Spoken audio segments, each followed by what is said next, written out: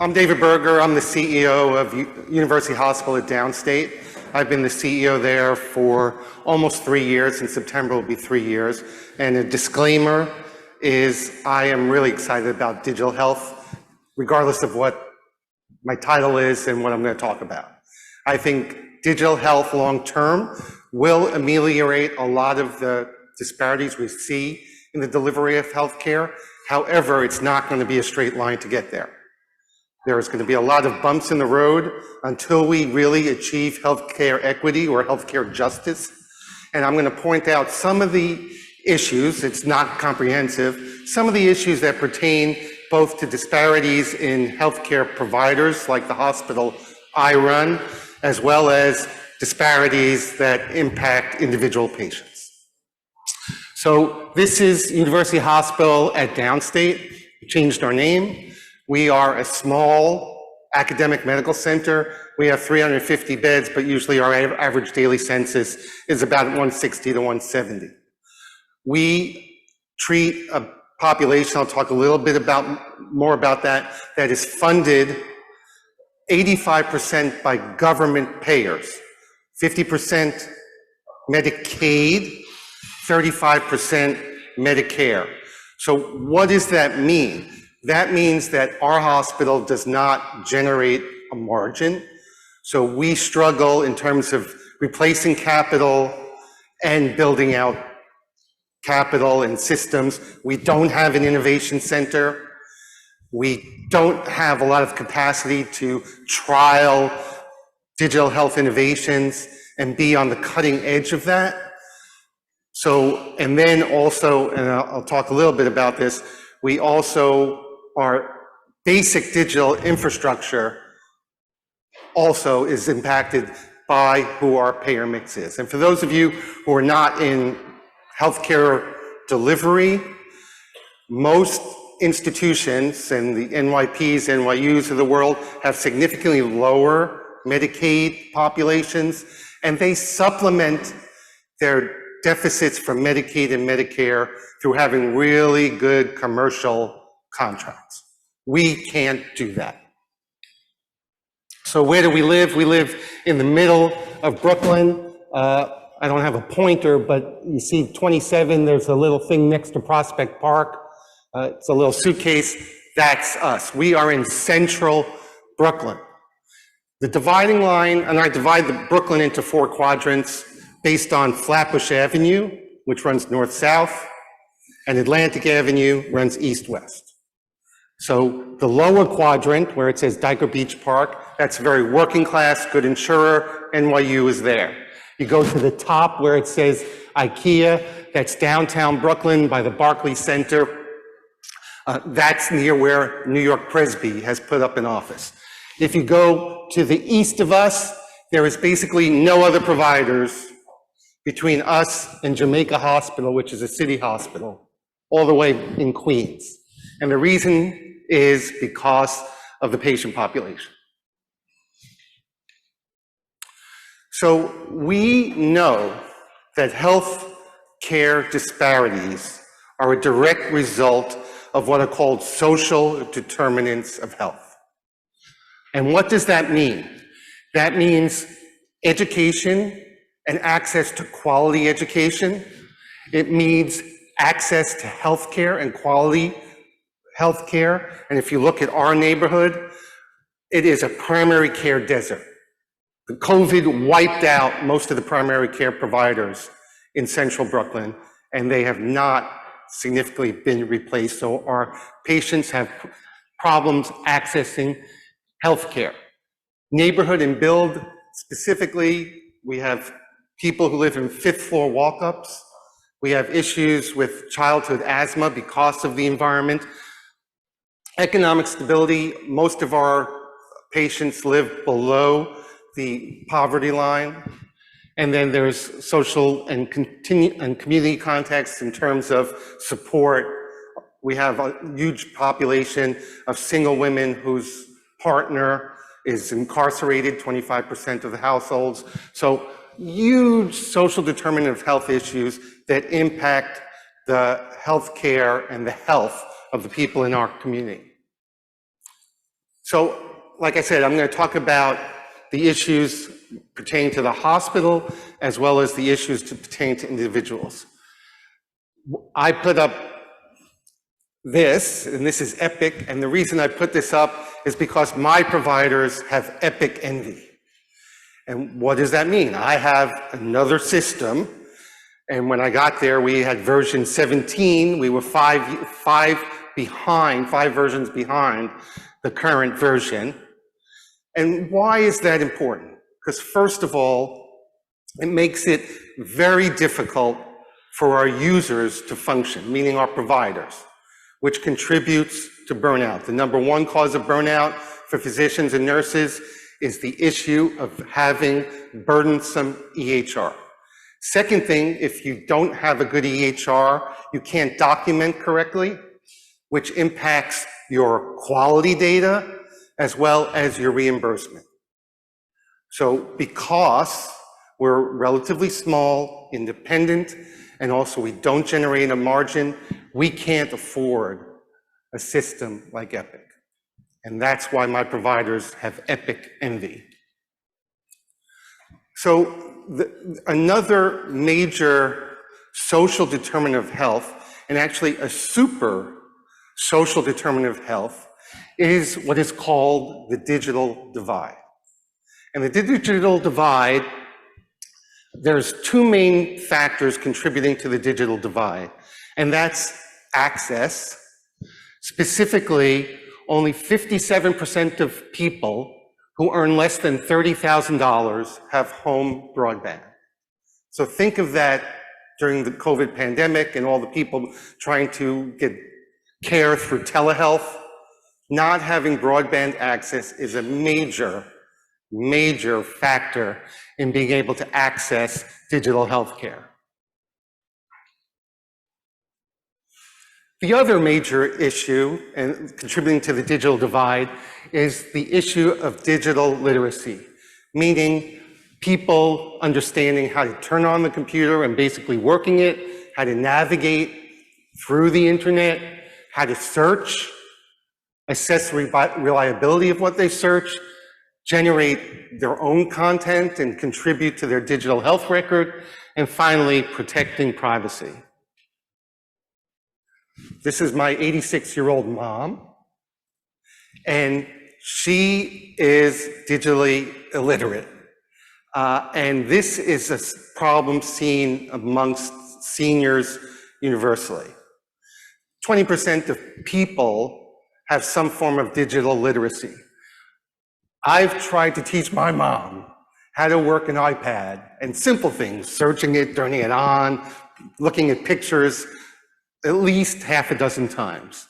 Just last week, I got 60 pictures from her phone or whatever downloaded directly to one of the albums in my phone, and they had nothing to do with the album that she was actually downloading it to. And when I asked her what happened, she goes, I don't know how it got there. And that's opposed to my 2.5-year-old granddaughter, who knows how to pick up her parents' phone, search for the videos she wants to see, identify the pictures, go on FaceTime, turn off FaceTime when she's done talking. This is a major issue in terms of disparities in digital health. It's the issue of how do we get digital health to our aging population, and that population is going to continue to grow over the next several years. We have really moved significantly forward in remote patient monitoring. And remote patient monitoring, however flavor you want to use it, relies on sensors. There's a major issue for people of color, dark people, and the sensors being able to pick up what they need to pick up. So it's been shown that O2 sat monitors are inhibited by people with darker skin. It's also been shown, and there are now digital apps that are capable of diagnosing skin cancer. However, these are highly inaccurate in people of color. So as we deploy remote patient monitoring, we need to consider the issue of skin tone. I'm going to switch gears a little bit now and talk about problems with algorithms, large language models that contribute to artificial intelligence. These are all ranking systems of US hospitals.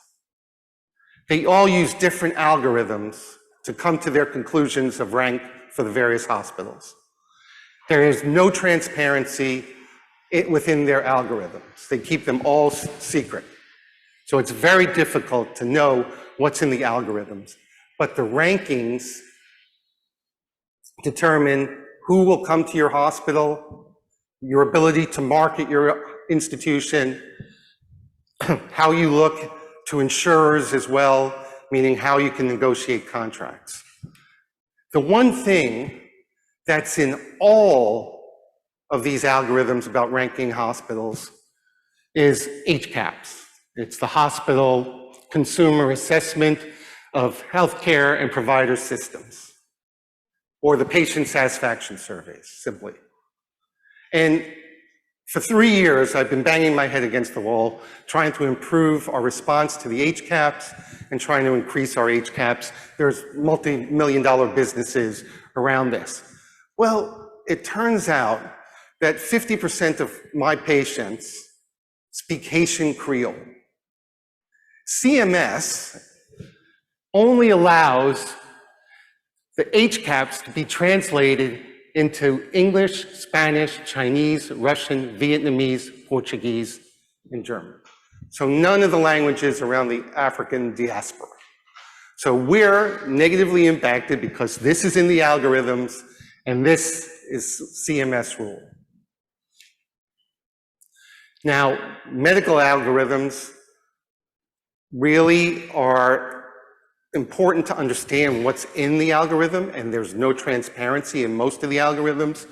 And there is multiple studies that show that medical algorithms are failing communities of color. They are introducing bias.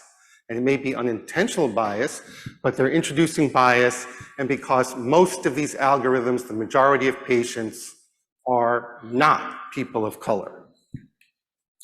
So I think many of you know the story of chronic traumatic encephalopathy in football players. Well, the NFL settled with the NFL Players Association for $1 billion, and then they had to give out the money. Well, it turns out in the algorithm for how you're going to give out the money was the cognition of the person at baseline. And the assumptions put into the algorithm was that people of color have lower baseline cognition. Think about that. Think about the bias introduced in that algorithm and how that affected players who were affected by CTE from getting paid. Transplant and listing African Americans and people of color on transplant lists is directly impacted by the algorithms that predict who are the sickest patients. In kidney disease, there's one blood test, glomerular filtration, that is important in determining how well your kidneys are functioning. For Black patients, they are ranked as healthier in the algorithm for the same exact GFR, same exact, which means they need to be a lot worse off to get on a transplant list than a white patient. And if you look at the data in terms of transplantation for people of color in this country, you'll see that there are significantly less transplants done proportionally to the population for patients of color. This is a really interesting study, and what they did, they wanted to tailor increased interventions to people who were costing the health system more money. So they took data from hospitals and compared how much was being spent on white patients versus Black patients, concluded that these white patients needed more services, and they provided more services to the white people. The problem is the issue of access. And what treatments, African American is much less likely to give a treatment for certain diseases than a white person. So, and then they also proved that the blacks and African Americans in this study were actually sicker than the white people. And the Caucasians were getting much more services than the African Americans because of the problems with the algorithm. The problem is not just simple to remedy. You'd say, oh, just take race out of the algorithm and it would be perfect. Well, this study just hit a couple of weeks ago. And what they showed is when they took race out of 4 different algorithms looking at recurrence after colon cancer surgery, the blacks were biased when race was taken out of the algorithm.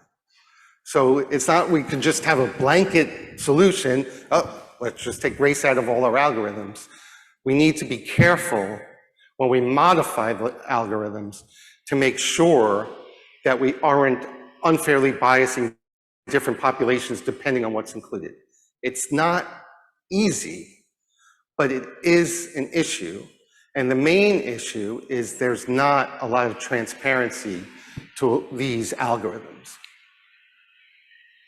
And finally, the last disparity I want to point out is the issue of underrepresentation of minorities in clinical trials. And these are all clinical trials, but if you sit in this room and you listen to some of the startups and the digital companies, this also applies to studies of digital health. Studies of digital health tend to lack representation across racial and ethnic groups. So whereas 13.4% of the population in the United States are Black or African Americans, there's only 5% representation in clinical trials. For Hispanics in the US, it's even worse. 18.1% of the population is currently Hispanic. Only 1% of population is in is represented in clinical trials. So what can we do to address some of these issues? So the issue of participation in clinical trials and digital health studies has been looked at by the NIH. And what they are recommending is community-based participatory research, meaning the researchers that are in the academic medical centers or other places interact directly with the community to understand the community needs, the community barriers to participation. This was successful during COVID, if you remember, in terms of trying to get people vaccinated. The places that did it the best were the ones who really engaged the community in why to vaccinate and use community resources. One of the best programs right now in terms of a CBPR is the FAITH program, which is called Fostering African American Improvement in Total Health. And this is in Minnesota, and it's being done in Minneapolis specifically with the faith-based institutions within that city. And they've seen significant improvement in the number of people, minorities, participating in clinical trials. I'm going to finish here, and I pointed out some of the disparities, a couple of major things to address them. One is the issue of broadband access, and that is something that the feds have looked at and really need to help support. The other is the issue of digital literacy, and when we look at digital health solutions, we need to make sure that the people that we are intending to use them are literate and supported to make sure they get the optimum benefit from the digital solutions. There's controversy in the difference between equality and equity. I think this picture lays it out pretty clearly. Equality is giving everyone the same benefit, but not everyone needs the same benefit. There are people who need different things to make sure they get the same outcome. But what we're really striving to, and I think digital health will eventually help us get there, is justice. But we need to realize what we're doing has the potential to exacerbate bias and disparities, and being very thoughtful of how we proceed. Thank you.